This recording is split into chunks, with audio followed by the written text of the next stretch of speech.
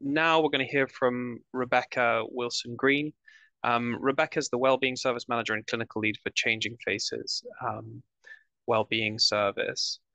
Um, she's a creative arts psychotherapist and works with a team of wellbeing practitioners to provide emotional wellbeing services for children, young people, parents, and adults living with a visible difference, including information resources, peer support program, psychoeducation workshops, social and emotional support, and one-to-one counseling. In her clinical work, Rebecca works with young people, adults, and older adults with a visible difference, incorporating creativity, mindfulness, and compassion into therapeutic sessions with a focus on the social impact of visible difference. So, Catherine. Thank you so much for the introduction, and thank you for inviting both Nina and I. I'm from the Changing Faces Wellbeing Service, and Nina, who you'll be seeing later, is from our Skin Camouflage Service. We support people across the UK, and hopefully some of the information I share this evening will be useful.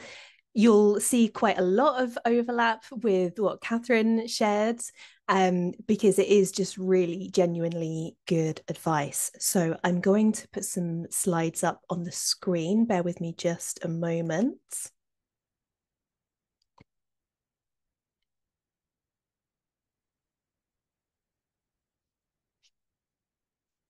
Great, there we go. So if you haven't heard of Changing Faces, we were founded around about 32 years ago now by James Partridge. We work with people affected with any condition, a mark, scar, or a condition on their face or their body that makes them look different in some way. So I'm going to run through a few things this evening. Why do people stare? Potentially why they might be staring. Seeing if we can look at whether someone is staring as much as you fear they might be. How you can look after your emotional well-being in those instances, and different options for you to choose from for how you want to react. So why do people stare? So for those of us who are sighted, we take in most information about our environment around us through our eyes by taking in all of the visual cues. That could be when we're in a new place, when we're somewhere really busy, we're going to be scanning around us, checking that we're safe, and also looking for new information constantly. Now, staring can happen when someone sees something new for the first time, and you might have seen people do a double take where they want to just check whether they saw something correctly because their brain maybe has got a little bit of a delay in processing the information. Some people stare because they feel really awkward, they don't know what to say, and so the silence becomes longer, and it means that they end up staring. And it can be because they're curious.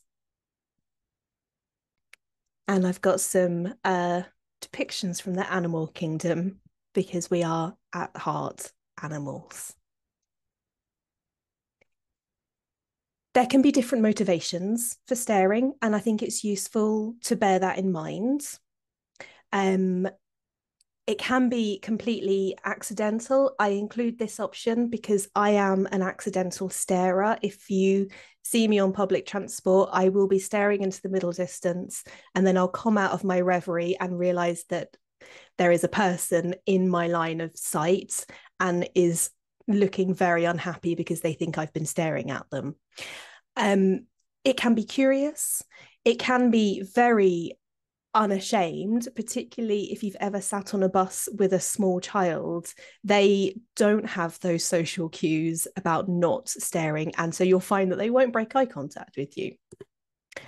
It can be that someone is feeling nervous and fearful, and they are watching to check for their safety. It can be a hostile act. It can be very threatening, or intimidating. So it really runs the gamut of intention on the other person's side. And I'm including harassment because Transport for London and British Transport Police, they've noted that staring can be a really hostile act. It can be very threatening, and they do take it seriously. So if you are on public transport and you are feeling intimidated or uncomfortable due to staring, it's something that you can report. So I want to preface this part by saying it's absolutely not all in your head. Staring does happen, unfortunately. But if we're thinking about how you can lessen the impact it has on you and your day-to-day life, one of the approaches we look at is maybe introducing a what if aspect. So when you find yourself making absolute statements in your head, like everyone is looking at me, it's definitely because of my skin. Those are quite absolute statements. And there's very, very little wiggle room in that. So when we start by trying to introduce a what if, maybe one to start with is, what if they're not staring at you? What if they are, like I'm guilty of, staring into space? What if they're looking behind you? What if they're feeling really anxious?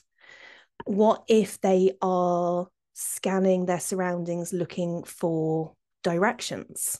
So there are these potentials that you can introduce into your thinking, like Catherine was saying, just to loosen up those absolute statements. Definitely, must, of course, everyone. Those are really absolute statements. And one thing I love to tell people about is the spotlight effect.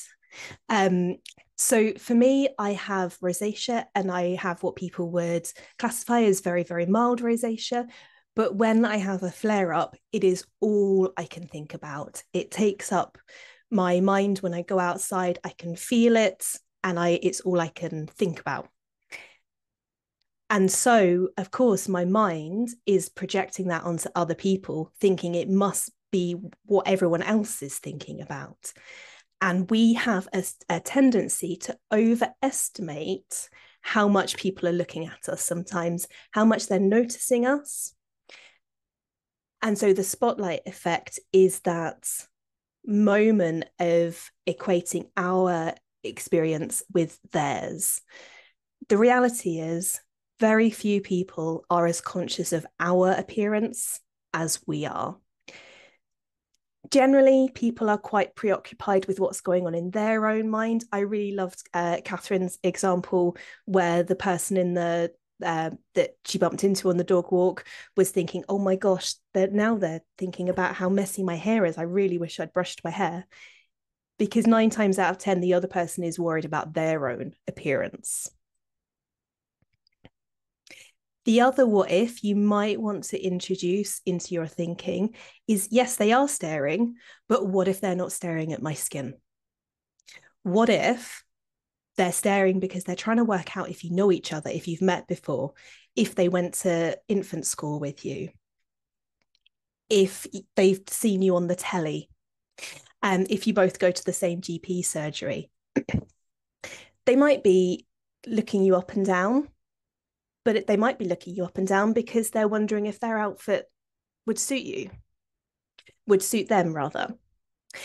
They might have noticed that your body language is a bit negative. Maybe you're pulling at your clothes or you're trying to cover yourself. They might notice that, and they might be thinking, oh, I wonder why they're doing that. I wonder why they're covering their arms and pulling their sleeves down. So they might be noticing, but it might not always be for a negative reason. And Hannah, one of our lovely champions, she's posted a story on our website. Her approach to dealing with staring is that she assumes that she's famous, she's a celebrity, and she can cope with that spotlight because people are looking at her and paying her attention for a positive reason. And that's the way she's managed things like going into town and having people stare. So a question you might like to ask yourself is there a situation where you feel less worried about staring, where it's not on your mind, where you don't have any preoccupation with, oh my gosh, what if people are staring? Where are you when that happens? Who are you with? Why does that situation feel different? And you can use that information to think about the opposite. So, are there particular environments or situations where you feel most preoccupied with staring or most vulnerable to being stared at? It might be when you visit a new place for the first time where it's an unfamiliar situation. I'm often told that it's on public transport where you're kind of stuck in one position. You might be sitting opposite someone, so you don't have the ability to leave if you feel uncomfortable. So once you know which situations make you feel most worried about staring, you can use that to reassure yourself. So I'm thinking about staring quite a lot right now. I know that this is because I'm in an unfamiliar situation, or I know it's because I'm stuck in a queue and I can't leave if I want to. And that can help you to understand why you might be in a more heightened state. When you encounter staring, you've got an array of different responses you can choose from. But I'd really love you to think about these three priorities when you're choosing your response. So, first and foremost, your physical safety. Would it be a risk to you if you confronted someone? Would it put you in a vulnerable situation? Is there a risk of escalation? So, prioritize your physical safety. Secondly, your emotional well-being. Would it be upsetting for you right now to engage with the person that's staring? Do you want to ignore it? Do you want to brush it off? And then thirdly, your enjoyment. Would it take you away from what you're doing? If you're with friends enjoying a nice meal, would it take you away from that meal to go and address something? Do you want to stay with the activity that you're doing, the people that you're with? So not letting it ruin your day, because your enjoyment, your peace of mind is far more important than anyone who might be staring. So the options. We find the most successful approach is making eye contact. If you meet someone's gaze, majority of the time they'll kind of go, "Ooh," and they'll catch themselves, especially if they haven't realized they were staring or if they weren't expecting to get caught. So locking eyes with someone can be enough. If you want to indicate to the person that their behavior isn't okay, you might want to raise an eyebrow, tilt your head, frown, gently shake your head, somehow indicate to them that their behavior isn't okay. They've broken a social rule. Staring is rude. You can choose to ignore it. You can move away. You can turn your back. You can really show to the other person that they're not important. They can do what they like. It's not going to impact you, even when you don't feel like that inside. You can talk to the person if it's near enough proximity where you could strike up a conversation. You have that option to speak to them. If you wanted to remain neutral, you could say, is everything okay? Like, you're staring. And that could be enough for the person to catch themselves. If you wanted to be humorous and you have a facial difference, you might want to say, is everything all right? Have I got something on my face? I know, for example, some people I work with quite a significant visible difference, they like to sometimes make the other person feel uncomfortable by pretending that they don't know that they have a visible difference. And if you want to be firm, you do have the option to say to the other person, look, I've noticed you staring. It's not okay. And that can be enough. You can be quite firm with it. That is your right. However, thinking about your priorities, is it safe? to approach that person? Are they going to become antagonistic? And do you want to stop what you're doing if you're with friends or family and doing something enjoyable? The most common reaction that people choose or response that people choose is smiling. Normally, if you smile at someone, the automatic response will be for them to smile back, and that can be the end of the interaction. So that's the most kind of low effort option you can choose. These are all examples that our campaigners have shared with us. So the photos scattered across the slides are all people that work with Changing Faces. They use their stories to raise awareness. And so some of their ideas that they can use as almost a mantra when they're going out is staring is rude. It isn't okay. Genuinely isn't okay. It's their problem. It's not my problem. I don't need to waste energy thinking about someone staring at me. I am more than my appearance. They would be lucky to get to know me. So have a think about whether that kind of approach, that mantra, would be something that you would find useful. And remind yourself your priorities are your physical safety, your emotional well-being, and your enjoyment, your peace of mind, being able to go about your day the way you want to without additional attention.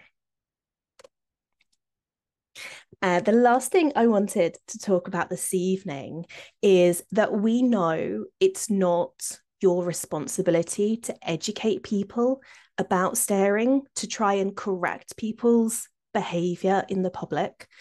So in 2022, Changing Faces launched a Stop the Stare campaign.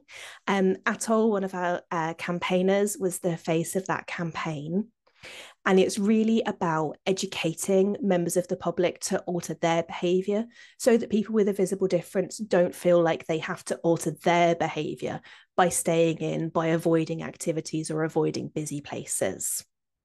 So our top tips for members of the public are overcome your surprise. So the more you can familiarize yourself with people that look different from you through TV, social media, the less chance there is that you will stare at something new and be surprised by it when you see someone that looks different to you. Talk to children from a very young age about people that look different. So that's toys, TV shows, storybooks that include people that have a variety of different appearances. If you do get caught staring, we recommend that people just say hi or say, I'm really sorry, I didn't mean to stare. And the biggest message to the public is don't feel entitled for the person you've been staring at to respond in a friendly manner, to say, oh no, it doesn't matter, because it does matter. And that person might have been stared at 5 or 6 times already that day. So don't feel entitled to a warm response. If you want to share this information with anyone in your life, extended family members, employers, schools, then we do have resources on our website. And if someone has been staring at you, this could be another way to close that situation down by giving them the link. So thank you very much for your time. Thank you very much, Catherine. That was absolutely brilliant.